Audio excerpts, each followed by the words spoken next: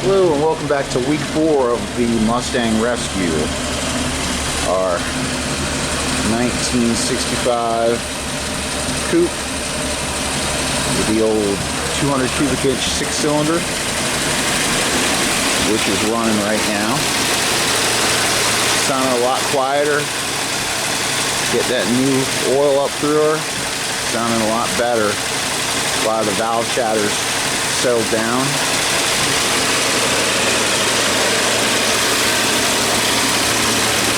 Hoping to tackle that tank and get the fuel system all set up.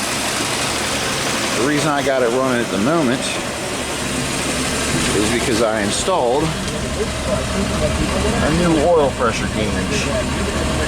Went ahead and got rid of that electronic gauge sender that I had and put a mechanical gauge back in. It just ended up being easier that way. And as you can see, we're running good pressure, 25 pounds at idle, which is normal.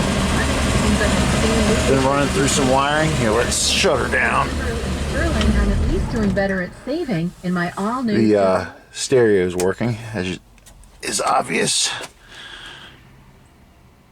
Like I say, I was running through some wiring today, trying to make sense of it. A lot of chewed up wiring going on under here. Don't know how much of all that you can see, but there's our mechanical fuel pump, or not fuel pump, that's the mechanical fuel pump. That's our mechanical oil pressure gauge that I hooked up.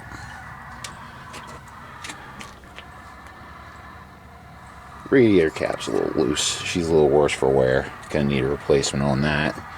And we're still burning off some nasties here and there, but not nearly as bad as it was.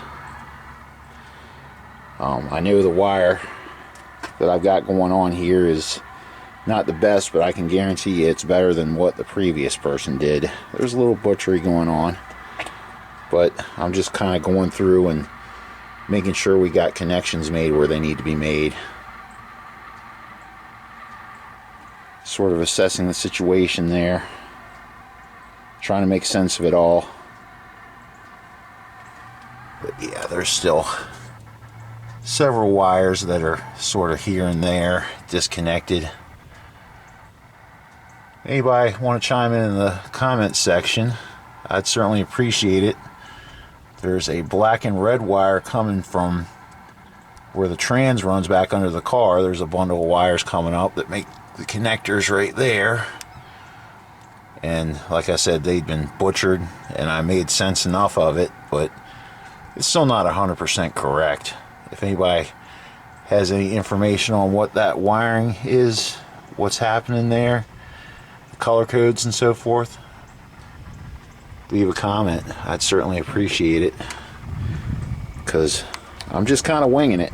I went to school for diesel mechanics, and I've done a little bit of shade tree mechanicing, so I know my way around a motor sufficiently. And I think I had mentioned in the comments before I'd go into a little more depth about the condition issues of this car. The frame extension on the passenger side actually does not look that bad. It's intact. Of course, the battery tray is a goner. She's going to need replaced. On this side, the frame extensions are a little, well, let's just say they're sporting their Sunday best. They're quite holy, as is the strut tower coming up the side here at the very bottom. I mean, most of it's intact, but it's definitely wallered out there at the bottom. And that whole frame extension there's definitely seen better days. So ultimately the front clip's gonna have to come off of this bad boy and get some really serious attention. So something to consider. I figured, why not try to get it running, see what works, see what doesn't, sort of take it from there, step by step.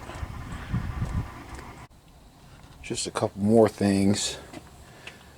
Had to bypass the heater core can see the lines there because she was peeing on herself. We don't like that kind.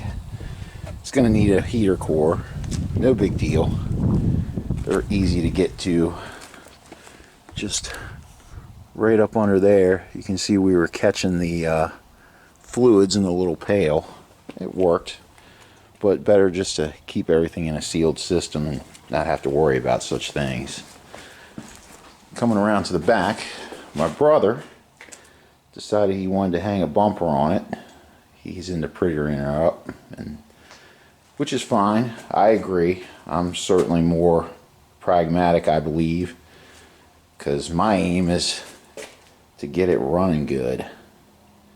I think that's the first step, but certainly nothing wrong with improvements here and there. It's even got a vintage State Farm sticker, which is pretty faded, but you don't see those. They don't make them like that anymore. And here's the old bumper, just for comparison's sake. It was in a bit of rough shape. It might have needed some sanding and wire brushing and re-chroming, but better.